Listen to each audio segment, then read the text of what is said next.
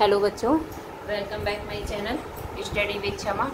बच्चों, आज हम आप लोगों को उसके साखी के आगे का पद पढ़ाएंगे।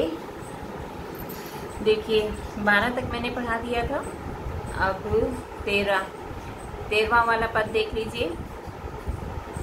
सायर नहीं सेब बिन स्वाति बूंद भी नाही, कबीर मोती निपंजे सुनि सिसर गण माही। अब आगे कबीरदास कह रहे हैं कि सागर में स्थित जो सीप होती है वो स्वाति नक्षत्र में होने वाली जो वर्षा होती है उसकी बूंद जब उसमें पड़ती है तो मोती उत्पन्न होती है। ठीक है। कबीर मोती निपंजे सुनि सिसिर गण माही। कबीरदास कहते हैं उसी प्रकार हमें हमारे मन में, ठीक है, जब हमारे मन में जब हमारी कुंडलियों की जागृत होती हैं, कुंडलियां होती हैं, वो जागृत होती हैं, तो हमें ईश्वर तक पहुंचने का रास्ता मिलता है। यानी कि आत्मा जो है परमात्मा से मिलन होता है, आत्मा का परमात्मा से मिलन होता है। ठीक है। जब हमें ईश्वर रूपी ज्ञान का आनंद प्राप्त होता है तब हमें परमात्मा से मिलन होता है। किसी तरीके से भी आप ये बोल सकते हो। अब है पानी ही ते हिम भया, हिम है गया बिलाई, जो कुछ था सोई भया, अब कुछ कहा न जाए। अब आगे कह रहे हैं कबीरदास कि पानी जो है वो पानी जो जमकर, हिम यानी कि बर्फ, ठीक है, पानी जमकर जो है बर्फ का रूप धारण कर लेती है और हिम अर्थात बर्फ पिघलकर फिर पानी बन जाता है। ठीक है, जैसा था वैसा ही हो जाता है।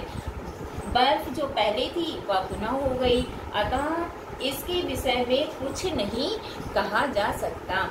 कहने का तात्पर्य बच्चों यही है, जगत अर्थात जीवात्मा की उत्पत्ति किससे होती है? परमात्मा से होती है। और वो जब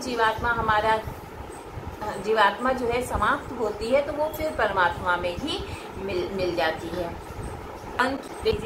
पंखी उड़ानी गगन को प्यार रहा परदेश, पंछी जो है मन रूपी पंछी गगन आकाश में उड़कर पानी पी रहा है परदेश का, यानी कि परमात्मा रूपी रस का पान कर रहा है। पानी पिया चंच बिन, पानी चोच के बिना। ठीक है, पानी जो है मुंह से नहीं वो पान कर रहा है, वो अपने मन से, ठीक है, चोच के बिना उस पान को पी रहा है।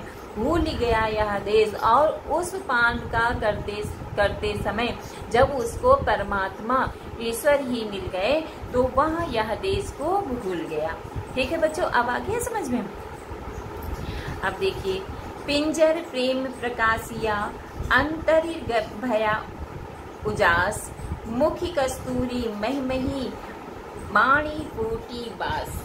अब आगे बच्चों देख लीजिए कि पिंजर, अब यहाँ पे कह रहे हैं कवि कि प्रस्तुत दोहे में कबीरदास कहते हैं कि शरीर रूपी पिंजरे में प्रेम रूपी प्रकाश फूटता है, अर्थात प्रेम का प्रकाश फैलता है तो अंतःकरण प्रकाशवान हो जाता है। जब पंछी प्रेम रूपी प्रकाश फूटता है मन में, ठीक है, इसको ऐसे अपनी भाषा में देखो, कबीरदास कहते हैं जब शरीर रूपी पिंजरे में, शरीर में कौन है? आत्मा है, तभी तो वो व्यक्ति जीवित है। तो शरीर रूपी पिंजरे में जब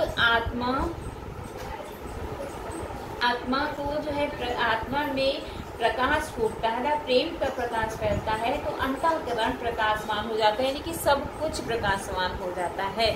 मुखी कस्तूरी मही बाणी फूटी बास। अब आगे कबीरदास कहते हैं कि मुख से निकलने वाली प्रत्येक वाणी से प्रभु प्रेम की सुगंध फूटती है। जो हम बोलते हैं तो उसमें प्रेम की सुगंध फूटती है।